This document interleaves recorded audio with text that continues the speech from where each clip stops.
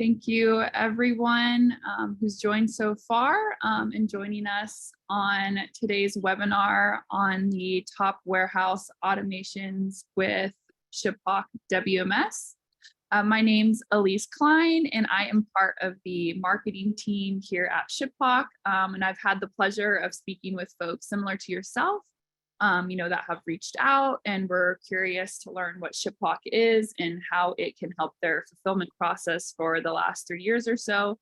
I did want to mention, I did see a question come through. We will be recording this webinar and we'll share a link with you after. And we also encourage interaction throughout. So if you do have a question, please type that into the Q&A section on Zoom. Finally, if you have a technical issue or anything, please email us at learnmore@shiphawk.com. And today I am joined by Jack Starr. Jack Starr is our manager of solution consulting and has been instrumental in helping ShipHawk customers not only get the most out of their ShipHawk WMS solution, but really going above and beyond to ensure that they receive the answers to any business problems that they are looking to solve. So with that, Jack, let's get started. Maybe you want to start off with a brief introduction and tell us a little bit about yourself today. Yeah, sure. Hey, everybody. Good morning. If you're not on the East Coast, it's now almost lunchtime. As she said, my name is Jack Starr, manager of solution consulting. I've really spent the last decade of my career working in operations, designing new facilities from scratch, and implementing warehouse management systems. So I really love working with customers, understanding their needs, their business challenges, and providing industry-leading solutions. And so really excited to be talking to you all about our ShipHawk WMS and our top automations. Awesome. Thanks, Jack. So as we mentioned, we're here today to dive into the top warehouse automations with ShipHawk WMS that we see our customers utilizing our solution, to increase speed, efficiency, and accuracy in the warehouse. And today we're going to spend some time focused specifically on our WMS or warehouse management solution. And as you're probably aware, we also have a robust shipping solution that can be used with the WMS or independently of the WMS. And just to kind of set the stage today, our goal is to go deep into some of the key features that we see customers taking advantage of and that are truly automating their warehouses. And remember, automation does not mean, robots and no workers. Automation really means reducing the need for manual interventions, tribal knowledge, by people in the warehouse. And that's really our goal here at ShipHawk. Before we dive into some of the specific automations, I did want to provide more background on our WMS. And the goal we have is that each of our customers can get access to Tier 1 WMS functionality, but that it's accessible for fast growth and scaling companies. The WMS contains all core features that you would expect from Putaway to picking, packing, and shipping. And today we'll kind of spend some time on those 5 areas that make automation accessible within the WMS. Before I turn things over to Jack to answer some questions and really get into the nitty-gritty of things, we did have a promotion that we wanted to share. So for those of you that are running or considering to run NetSuite in the future, we are giving away an all expenses paid free trip to SuiteWorld, which is this October 16th through the 19th. Last year, we did the same giveaway and the free trip went to Jeffrey over from On Deck Sports. And it was a really great promotion to send him. And this year we plan to do it again. So to enter to win, you'll be receiving an email after this webinar that will include a link. And all you have to do is schedule time with someone at ShipHawk. And we just, love to sync with you there, get your feedback on the webinar, and also learn a little bit of detail about your fulfillment process today. And just to mention, SuiteWorld last year was completely sold out. So be sure to enter to win as soon as possible. So with all that said, I'm going to hand things over to Jack to start with a quick intro of ShipHawk WMS. Yeah, thank you so much.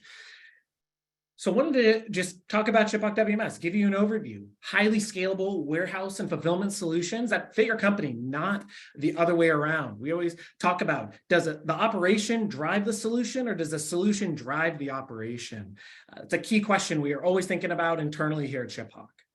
So also wanted to give you guys an understanding of just what customer results are with using our solution. So seeing reducing in shipping errors by requiring scan verification on barcodes, doubling employee productivity by cutting out that tribal knowledge and driving users on the most efficient path within the warehouse.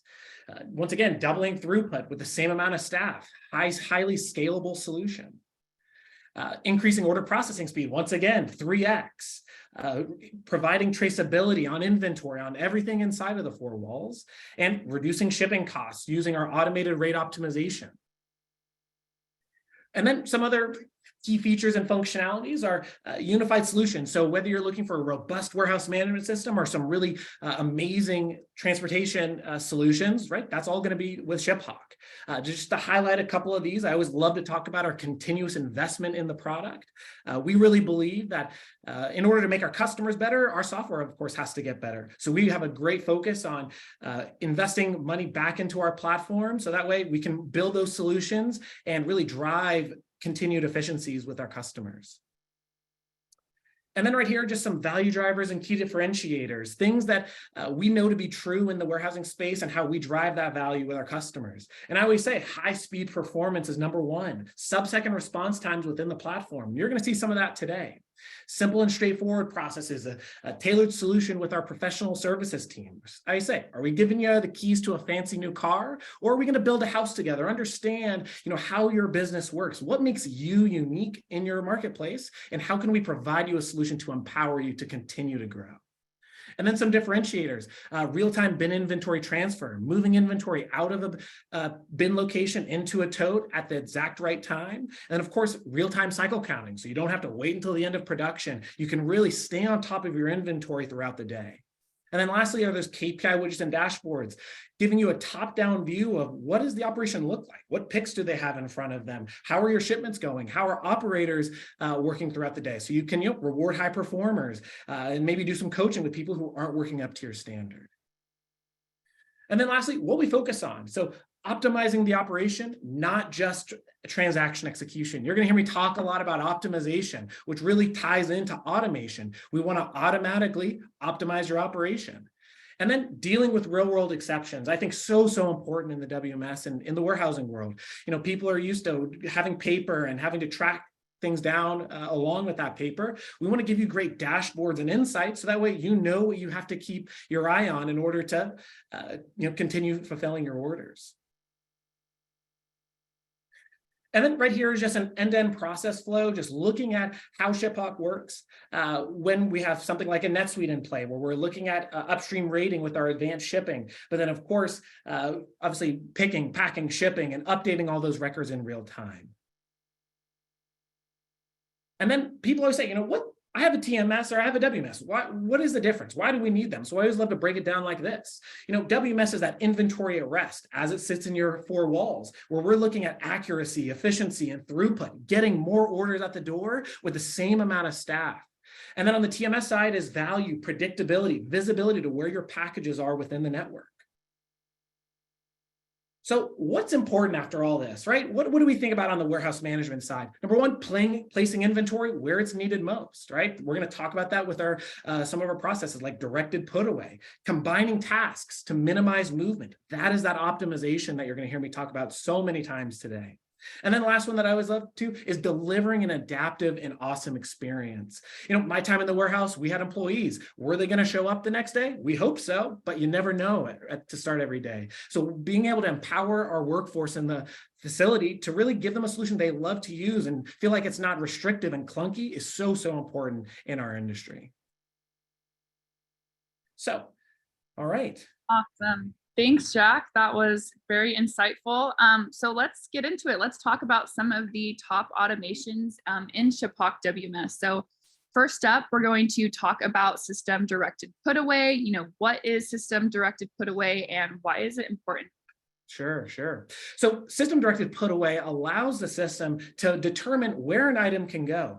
This allows, instead of the tribal knowledge of a user saying, hey, I know that this item always goes to the back of the building and this one always goes to the front.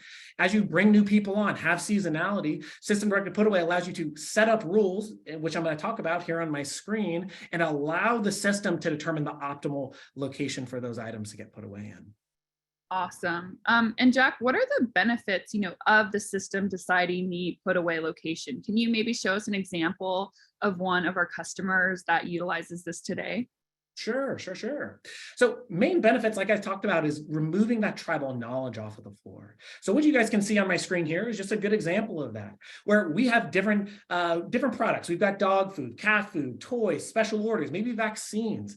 Maybe I fulfilled these animal type products, and maybe dog food is my fastest mover, that allows the system at the time of receiving to say, hey, we need to place all of our dog food in this aisle or set of bin locations. That then, like I said, removes that tribal knowledge, allows your team to consolidate that. And what I'm going to show you is actually how our system thinks about efficiency. It thinks about putting those together where that may be as close to the picking location as possible, but then also providing you other bin locations because, like I said, exceptions happen, locations get full, things get out of whack, and so we need to provide you a way out of those. So I'm going to go into that right now and actually take a look at that. So what I've got right here is our environment. I've got our handheld emulator right here on the right-hand side where we're going to be going through a lot of our processes, and then we'll be doing some here on the desktop as well. So what we're going to do is we'll just go into our put away process where we can obviously come in, and ShipHawk WMS is a license plate based system. So all of our processes require you to assign license plates, to scan license plates. We really see it as industry best practice to allow easy movement of goods with one simple scan. So what I'm going to do right here is I'm just going to scan one of my license plates. From here, you can see that directed put away with some really great information. So I've got an item on this container right here. And what this is this is now going to allow me to put it away, maybe into the primary bin, which currently has 7 pieces of inventory. And then we have a secondary bin or an empty bin. And then, of course, an overflow bin that's always going to be empty. Now, what I love to highlight on this screen is look where these locations are. Our primary bin is B13, but then we have B12, and B12 is our secondary and overflow. Like I said, consolidation. Instead of a user having to drive an aisle, figure out where an empty bin may be, and figure out what may be best, the system is going to understand that. Based off of our setup, based off of our sequencing within the warehouse, we're going to know, hey, this location lives right next to this one, so it's the optimal place for us to put that away. So what we can do right here is simply scan a location, enter a location, and now we're going to see that, actually confirm that put away. And now that has been put away. A question that I always love to show, and I'm sure so many people have, is, well, where do I see that? How can I see what's getting put away? And what we actually have is an all activity today. So we can see this right here on this screenshot that we did this put away of this item. We put away those 5 eaches. We move them from the inbound receiving dock into that B12 location that we scanned. You can see our system is updating itself in real time to give you that visibility into everything that's happening. And then, of course, that timestamp, the who, what, when, where, so that later we can track on the productivity of a user. Elise? Amazing. Thank you, Jack.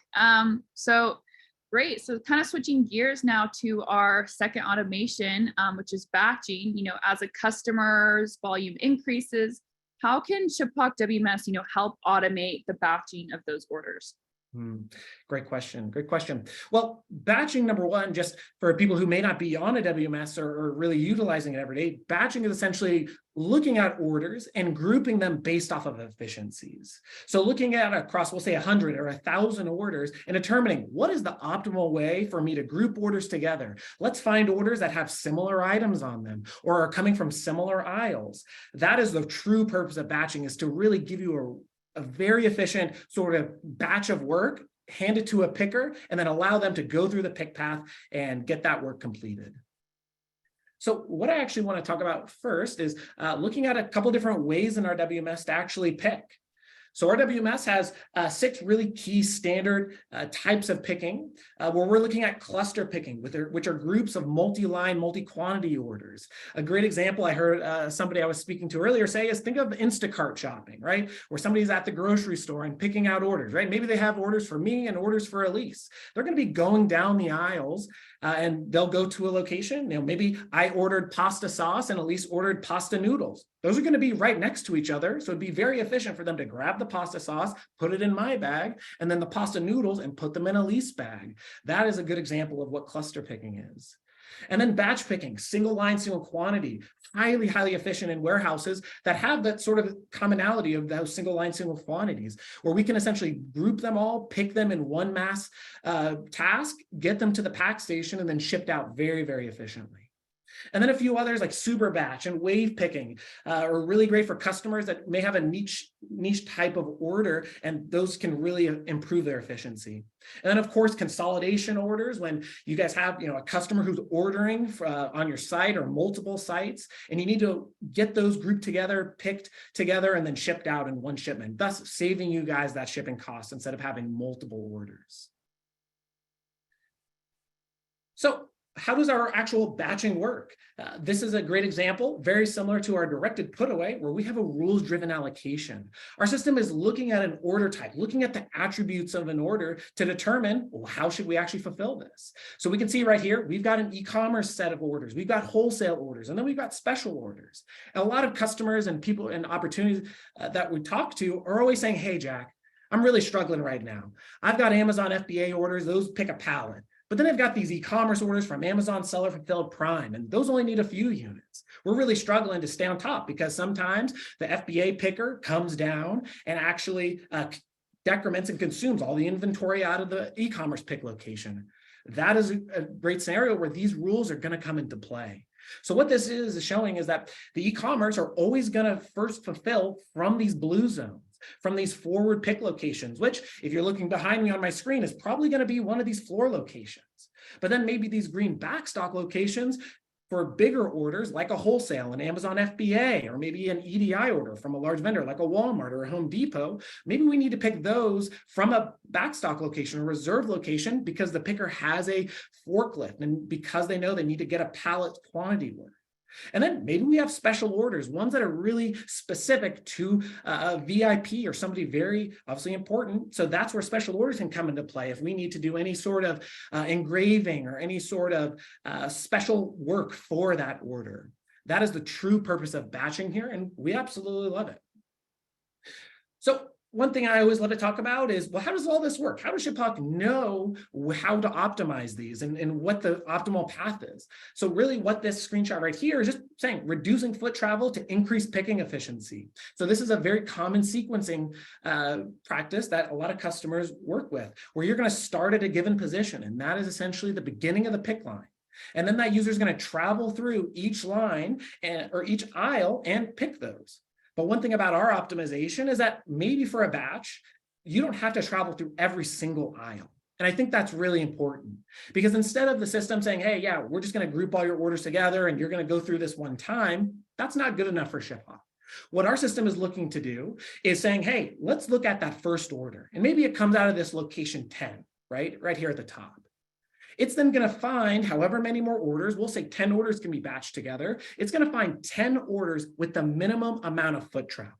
So instead of having a 10 and then over here with a 67 and then maybe a 90, it's going to be looking for ones that have 10, 13, 14, all the way down this aisle. So instead of having to go the entire pick path, we're only having to go through a subset of that. And that is so, so important because, like I said, picking the entire pick path is not good enough for us. We're trying to really optimize your fulfillment and optimize and reduce that foot travel right there.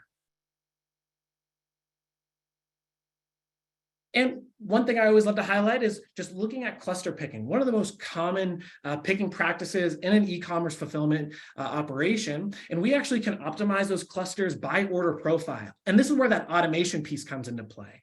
With customers who have varying sizes of products, varying sizes of orders, a lot of customers are constantly struggling for somebody on the floor or a wave planner who's actually going through and looking at the orders, looking at the numbers and saying, hey, I think these 5 orders should go together. These 10 orders should go together. But then this order should be picked alone.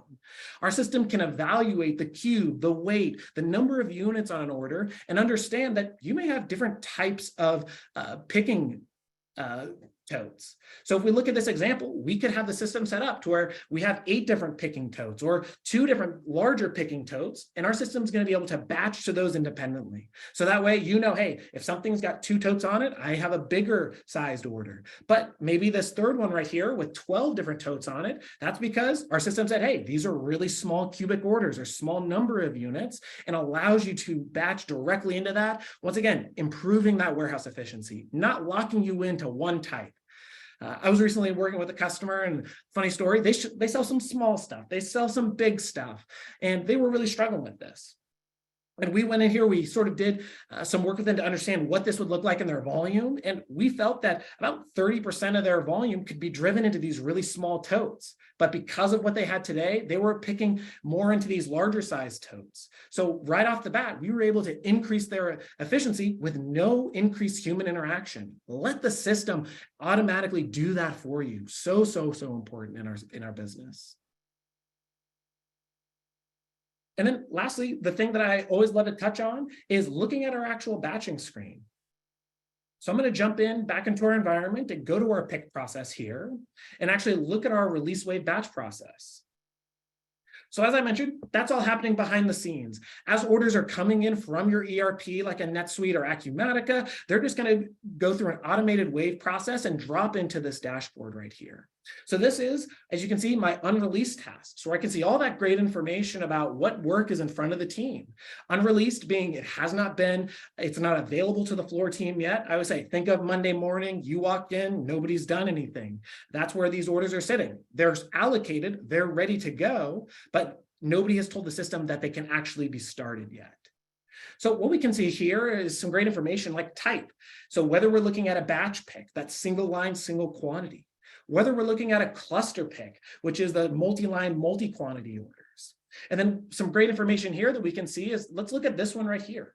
In this batch, a user has 152 orders that they can fulfill.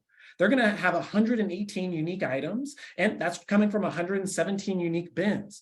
That didn't happen by chance. We don't have more orders than picks just by chance. That's because our optimization is running behind the scenes and evaluating these orders to say, hey, I see that all these orders have this similar item. Let's get and pick those together. And I'm sure a question out there is, well, how often does that happen? Are we optimizing once a day or every hour or so? Our system natively optimizes every 15 minutes. So very similar to as we're looking at orders to waive them, the system is also immediately after going to optimize them. And if we find a better candidate order, so maybe an order came in at midnight the night before, and then a new order came in at 4 a.m., even though they're so far apart, our system, because they're unreleased, can actually relook at all of those independently, optimize them, and say, hey, here's a better candidate of an order for that. So that is a great high-level overview about our automation on the batching side. So if you're used to printing pick tickets and you've got somebody who manages that on the ERP side, prints out pick tickets, puts them in a bin, and you have issues with that, then this could be a fantastic process for you, especially as you continue to grow and scale. Because I say, at 100 orders a day, maybe printing those pick tickets are great. But what happens when you get to 200, 300? You're increasing your channels. You're no longer just shipping e-commerce, but now you've got Home Depot or Lowe's or Walmart or Academy in play now. That is where this batching helps continue to automate that process without ever having to increase your human capital there. Awesome, Jack. Thank you so much. I am a visual learner myself, so that was definitely really impactful. So I kind of want to move on to, our third automation, which is cycle counting. We hear that a lot of operations, their cycle counting process is paper-based and requires data entry. Jack, how does ShipHawk, execute cycle counts? Sure. Well, all I have to say is paper-based cycle counting. I used to work in an operation that we paper-based cycle counted, and that's sort of how I started on this path of WMS. And I can tell you all that data entry was one of my least favorite things to do. Just keying in numbers, keying in items, keying in locations. It was never a fun thing to do. We always dreaded it. And like I said, that's what we want to avoid with our WMS. We don't want users to have to really feel the strain of, we have this upcoming count this weekend. We're going to spend the next 48 hours just entering into Excel.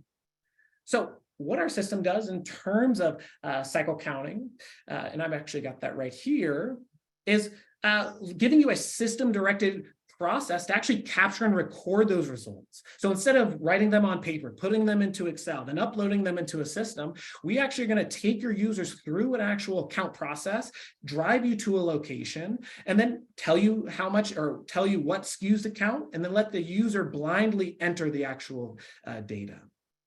So we have a lot of different types of cycle counts in our system. And you're seeing one right here, which is an interleave cycle count. And this is probably my favorite. It's a great feature that we released in I believe Q1 of this year. And what it allows you to do is during the picking process, if we identify that a location has low quantity, which is a system level configuration, we essentially require the user to do a count back at that time.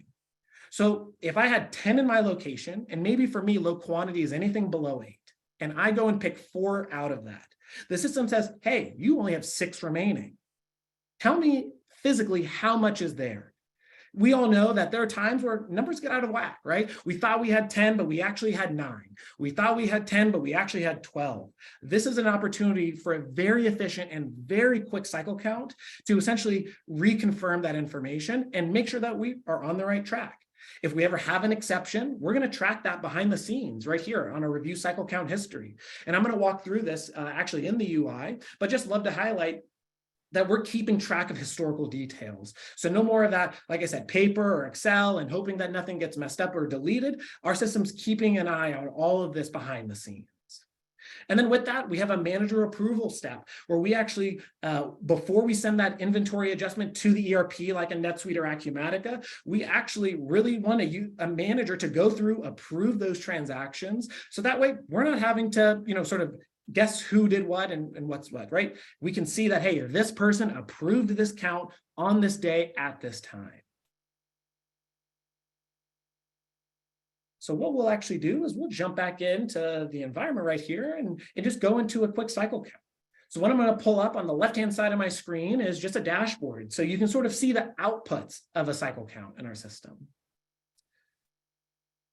And then what I'm going to do right here on the right-hand side of my screen is actually walk through a quick cycle count example. So what I've got right here is my count rules where I can decide, do I want to count a bin, a specific item, a low quantity, right? I wish I could ask, but if you're on this call, you can raise your hand, give me a thumbs up. If you've ever had an item where you said, oh yeah, system, we've got 10 of those, you show up to the location and you have none, or they're damaged, right? So important that we want to give you the ability to count every location that has that low quantity. As I say, maybe before peak ramps up, you really need a cycle count, a specific item or set of items. So that way going into Black Friday and Cyber Monday, you have that inventory. So what I'm going to do right here is scroll down and hit that begin directed put or directed counting. So this is system driven. Actually, I'm going to do a manual count right here, where I'm actually going to travel to a location. And then the system is going to ask me what item ID. And I'm just going to say, we'll pick this guy right here. We'll say that this item exists here. And then it's a blind count. So we're never going to tell the user how much is available to them. So that way they must count physically what's there. So I'm going to say that there are 50 available to me, and those are all good. If I needed to reclassify as hold or damaged, that would be that's supported right here. So common that, hey, you walk by something, by a location, you say, something's a little bit off. I need to put that quantity on hold. You can easily do that with a really quick and efficient cycle count right here. And then we're going to save that count. And then the system's going to allow me to continue on from here. And in a directed manner, the system's always going to drive us to the next location, which can be based off of maybe item velocity. So maybe you always want to count your A items once a week, and then your B items once a month, and then your C items once a quarter. That's something that ShipHawk can absolutely support to help our customers, once again, automate that, not have to think about, when was the last time we actually counted this product, right? Let the system stay on top of that for you behind the scenes. So then what we have right here is our actual dashboard. So as these cycle counts are completed and accepted, we're actually dropping them into a great dashboard so you can review those results. So if I were to look at this by day, by week, by month, and I'm going to pull this into a monthly view just so you can kind of see. We're going to show you the number of items, bins counted, what those variances are, how many units were counted, gross net values, all leading up to the very important number of net accuracy. I always love when people on the financial or controlling side see this, they always say, wait a second, so I can know exactly what is happening in terms of inventory adjustments and net accuracy from one page? Absolutely. So if I were to pull this into a yearly view, I'd be able to see, hey, for 2022, we were 87.3% accurate in my warehouse. But so far in 2023, over the last 5 months of the year, we've been 100% accurate. Really easy to report on and communicate how good of the cycle counting, how robust and clued in you are on your inventory accuracy. And then the last step here is to actually talk about that manager approval step. So actually jumping into our counts right here, and by hitting review results, and then we're presented with some filters. And we hear all the time that some customers, maybe their CFO or finance team says, hey, anything under $100, you can go ahead and automatically approve, right? There's no need to actually, spend time reviewing all those. But then maybe you want to look at a specific employee counter, right? Maybe Jack is not the best counter, right? Then we need to review what they had to do for the day and see that they were actually correct or not. So I'm going to go ahead and hit resolve counts right here. And then I'm brought into that page where I can see every single count task record. I can see what item it is. I can see how it was generated, whether it's on demand, whether it's an interleave cycle count, whether it's a short pick. So important. In our picking process, when we short pick an item, we assume that is a miniature cycle count, essentially telling us there are 0 units there. If we ever allow the user to go to the alternate bin during a pick, we say, hey, we want somebody to go check that location out to make sure and verify what's actually there. So just from this screen, we can always jump in here to the history. And like I showed you on that screenshot earlier, is review that history, see the count variance across multiple counts in a really simplistic way with a great chart. I love this chart. Say, we're visual beings as humans. And so this is a great way to, instead of just look at data and spreadsheets, to say, hey, count 1 was 23 units negative variance, but the second count was 1. Maybe for me as an operations leader, I say, I need them to be closer together before I approve it. Or maybe that they found inventory and that's why we cycle counted it this way. We could always accept that latest count, push that inventory transaction back up to the ERP and be on with our merry way. Perfect. And Jack, looks like we did get a question in here real quick from Brian. How are those license plates assigned to items, and do we need to print labels and put them on inbound packages? Great question. The answer to that is yes. So during the receiving process, we actually assign license plate to that inbound product. So as you scan the item, you enter the quantity, you would then assign it to a license plate number that's then going to live with that product throughout its life cycle in the warehouse. And a really quick way to see that is if I come into our inbound status summary and we actually look at received today as an example. So we can see that a couple lines of this purchase order have been received in this operation. We can see that Jack received them. We received them to doc 1, and here's that license plate. And like I said, that license plate is so that users have a single scan to then move that product throughout the warehouse. Instead of having to count how many they're moving and what items, if it's a multi-item pallet, it's with one scan. Behind the scenes, we know all of that information. And for customers, you can print them out with our system. And it's really, every customer is a little bit different. Some like to print them out in our software. Some like to have a roll of 10,000 pre-printed labels that sit on the receiving dock, and then a user would just take one off during the process.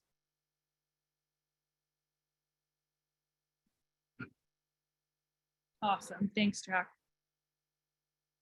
Yeah.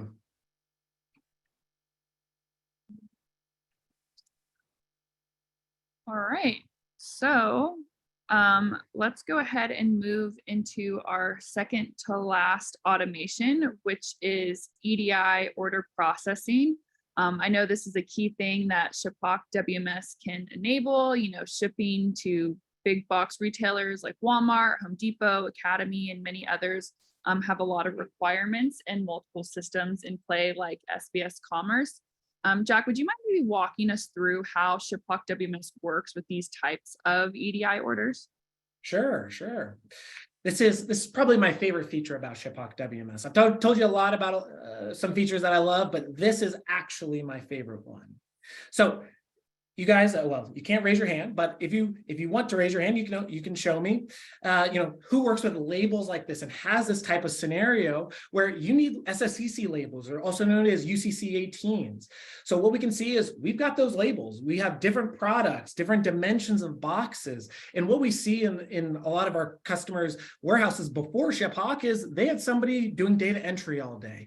They're in the SPS or True Commerce or Boomi portals, entering in how many containers they think an order is going to be, how many items are going to be them, what items go, all that. And that is really inefficient time. So what ShipHawk WMS does is we're actually going to give you guys a really simple and systematic SSCC labeling process. And I'm going to walk through that here. So we're actually integrated directly to SPS's retail label service. So what that means is in a lot of other, with a lot of our customers who are using like a bartender or pulling those labels directly out, like I said, they have to predefine those containers. What our system allows us to do is look at all the information in our system during the pick and pack process, and then we will reach out to SPS automatically and generate those labels and print them out immediately right then and there. So you can see here, we're able to print those labels, for packing as each carton is closed, or during our shipping and pack edit process. We're able to mass generate those containers, so that way for really large orders. So if you have a 10 pallet order with 100 cartons per pallet going into, something like a Walmart or a Target, you probably spend a lot of time in those portals doing all that data entry. But with us, it's literally 2 button clicks. I'm going to show you that here in a few minutes. And then on top of that, all of that information is going to be pushed back to that EDI provider tab. And I said NetSuite just because I have an example picture here of that NetSuite setup. So we can see that package with the carton index, the tracking number, depending on how it was shipped, that label ID, and all the dimensions. And then one thing that we always hear is, well, what about that 856? Or what about that actual ASN detail? We will automatically create that ASN detail inside of the ERP as well. So that way, that CSV file that needs to be consumed by your EDI provider is sitting there and ready whenever you're ready to invoice that order. So let's jump in and actually take a look here. So what I've actually got is one of our packing processes that we call Pack Edit. Pack Edit was really built for customers that have a larger order set. So high number of cartons, high number of pallets, and they need to sort of move items around, configure them to make sure that they're compliant with their EDI customer. So what we can see right here is that we've got an order. Right? We've got a container. So I've got this SSCC number. Our system can automatically generate those IDs for you. But what I'm actually going to do here is I'm going to split some of these containers out. Maybe I picked this all onto a mass pallet just for ease, but now I actually need to split them up into their individual cartons. That's where this process is really amazing. So I could take this line, which has this item. It's got 5 of these, and I'm actually going to move 4 units into new cartons of 1 each. Maybe they're just a little bit too big to fit into a carton, so I need to overpack them into something else. I can always process, edit that split here, and then we can see now that item is split across. And you guys hopefully saw that speed. That's something I spoke about earlier. Our system is highly, highly responsive. We always want the operator, we never want the operator to be waiting on the handheld. We want the handheld to be so fast that as soon as a user scans something, they could scan the next thing. So what we can see right here is obviously our new 5 SSCC containers. And with, like I said, those 2 button clicks, I could assign my SSCC IDs. You're going to see them refresh on my screen. And then with another click, I could print those SSCC labels. And by hitting that, and in my environment here, because I'm not connected to a printer, they actually print to my screen behind the scenes. But here's just an example of what that looks like. I would have gotten my 13 SSCC labels, if that's how many cartons I had, right then and there. So I hope you guys can see that that really eliminates a lot of that manual data entry behind the scenes. And you can see here, retrieve those SSCC labels from the printer for this item fulfillment, and we'll go back to it. And then one thing I actually didn't touch on, and I always hear frequently, is, well, I sometimes need to palletize my orders, right? Well, that's actually one additional button click. So we can actually palletize this, and we can see everything is assigned to a pallet. And we could go through the process of pallet building. That's a great process supported in ShipHawk, where you can scan a pallet ID and assign containers to it. But really for this, I want to show off just how simple, how automated it is when working with an EDI provider.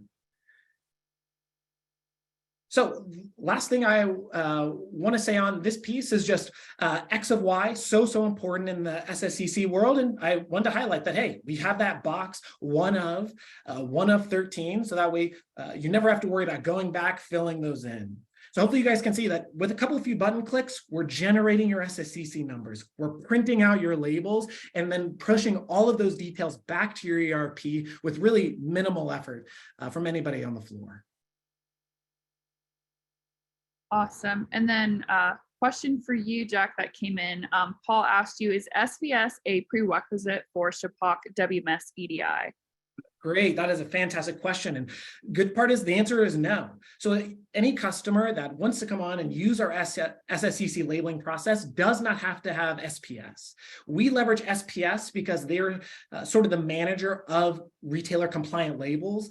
So let's say that Home Depot or Walmart made a change to their label. They want a new field over here, or they want to change the format of it, right?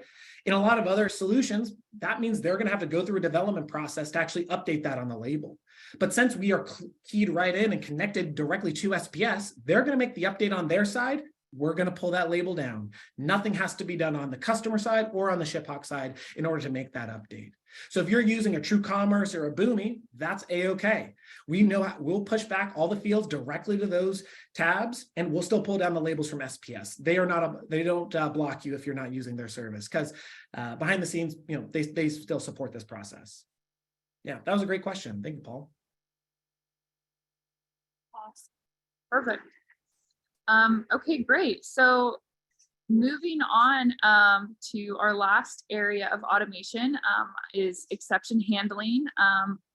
Jack, what happens when a user can't find a product during, the picking process? What tools does ShipHawk WMS provide to customers to help kind of track and manage expectations? Yeah. Great question. So ShipHawk WMS, I think, is some really great exception handling, because not only are we providing you, hey, this could be going wrong, but then we're also giving you a way to resolve those processes. So what I'm actually going to show you here is looking at our process. We can actually jump in and actually look at our pick and assemble process, release wave batch.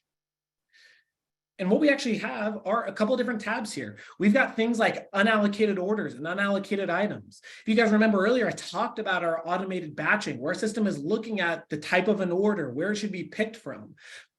But on the other side of that is what happens when we can't pick an order from the correct location. You have a multi-pallet Amazon FBA order, and you don't have any available stock in the back stock. Everything's in an e-commerce location. That is a concept of this screen right here. We're going to give you those details, so that way hey, for this specific order, I have this item, I've ordered one, but I've allocated 0, the system has. It tells you where that stock's going to be located at. So in this B7, I have 1 available. And then I think this is really sort of, into the weeds, that next level that we do better than any other solution I've ever seen, is telling you where those other allocations are. So that way you could say, hey, this order has that stock that I need for this order. Maybe you need to go back and say, this order is actually more important, right? This one is from our VIP, and unfortunately, this one is just from a standard e-commerce customer. And unfortunately, I have to make that VIP happy because, they do so much for us. So I need to go back to this customer and say, unfortunately, we couldn't find or locate that stock. Or maybe I need to go to the purchasing and procurement team to say, hey, we need to get more in ASAP because we're seeing orders come in. And this is at the order level, but then also we're going to show it to you at the item level. Maybe you're launching a new product line or new SKU, and it's just not in the right location, right? So you're going to launch it over the weekend. Somebody put it into a hold location on Friday, forgot to move it into a pickable location before they left for the day. You walk in Monday morning and you say, why are all these orders missing? Where are they? You have one great one-stop shop to see all those details. So I can look at something like this 100161, where we've ordered 20, we were able to allocate 12, but we're still needing 8 of those. Once again, seeing all of those locations that have that product, the B7, the Resolve, the Pack, the CEC room, and then once again, those total hard and soft allocations. So then you guys can go back and review, what needs to happen to this inventory? Do we need to replenish it? Do we need to just move it into a new location? Do we need to take it off of hold status? Something like that. That is where this really comes into play. And then lastly is short picks being resolved. So the ability for our system to capture that during the picking process. So maybe somebody goes to a location during picking, they can't find that product. They can actually exception pick it right there and say, hey, I can't find this. I need to short pick it. Maybe I need 10 and I can only find 2, or I can't find anything. So I find 0. This allows you to not only exception that and know what's going on, but then see that. So important.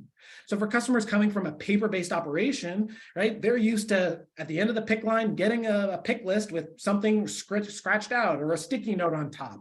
What happens when that sticky note falls off? It's really hot. I live in North Carolina, so that could happen all the time.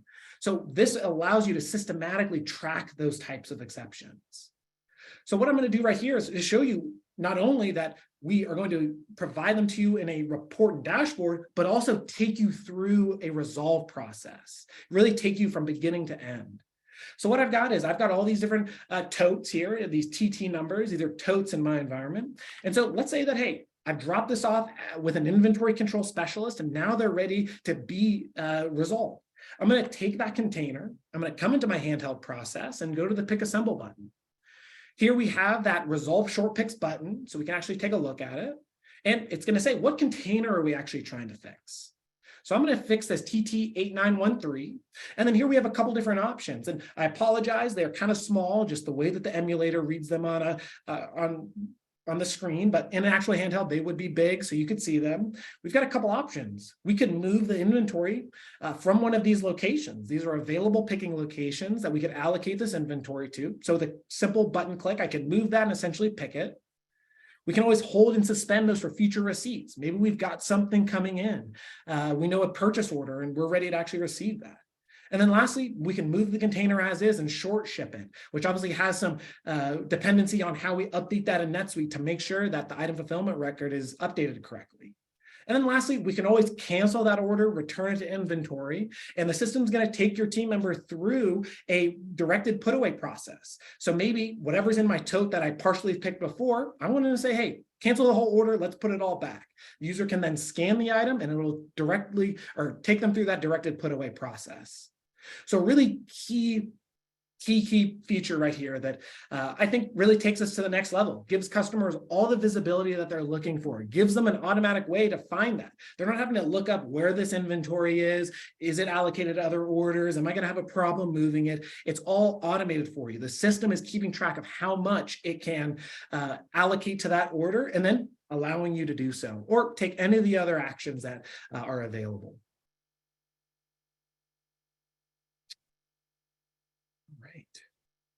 Back to you, Elise. Perfect. Thank you so much, Jack. So I actually have a few questions in here for you. Okay. We have some time left. Let's see if we can answer a few. So Nick asked, do you have a returns module built into the WMS? So one thing about our solution is that we're really built to complement an ERP, like a NetSuite, like an Acumatica. So really, a returns, an RMA, return authorization, we want to first start in the ERP because it is a cash and general ledger impacting transaction. So we want that RMA, that RA record to be created in the ERP, and then we will actually bring that down into our system and actually go through the process of returning it to stock and then reporting that back to the ERP. And then with that, one thing I always love to highlight, and I'm actually going to show real quick, is actually going in, I'm going to search for a document here, and I'm just going to find an RA number. One great feature that we offer is we can record a proof of delivery. So often in warehouses, they say, hey, I've got it in my building, but I don't have time to actually receive it yet. This allows you to record that proof of delivery. We're going to push those details back to the ERP. So that way, if somebody called customer service and said, hey, my UPS tracking number said that it got delivered yesterday, but where is it? Why haven't I received my confirmation? You could say, hey, it's in the warehouse, but it hasn't been processed yet.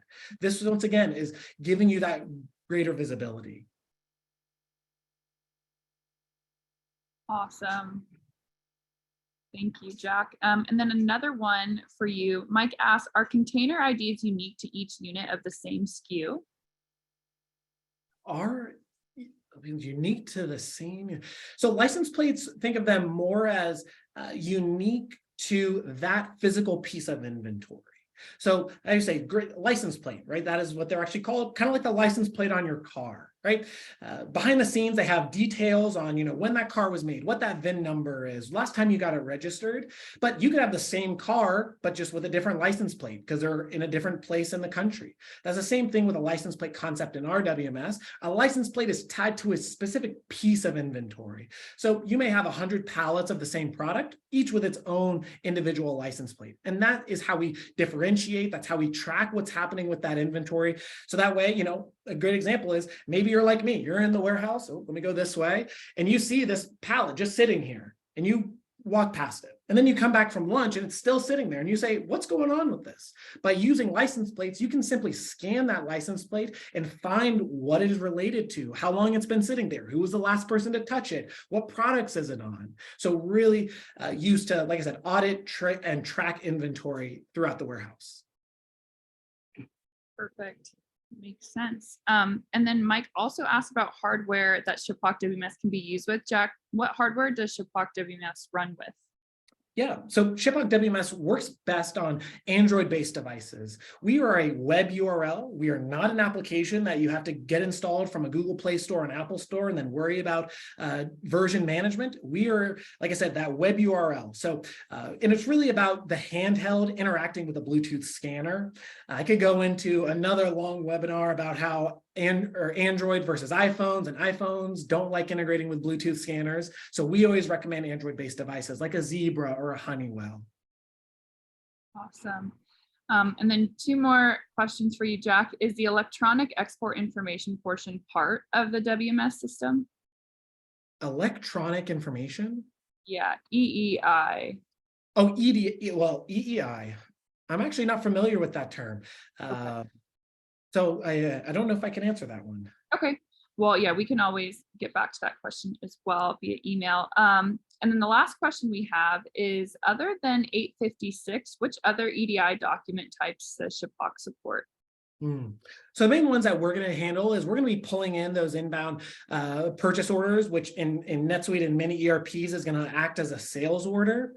So we think of us more as on the other side. You have your ERP sitting in the middle. On one side sits that EDI process, that SPS, TrueCommerce, Boomi. On the other side sits our WMS. We're really focused on the picking, the packing, the execution of those, and then pushing all those details back into your ERP.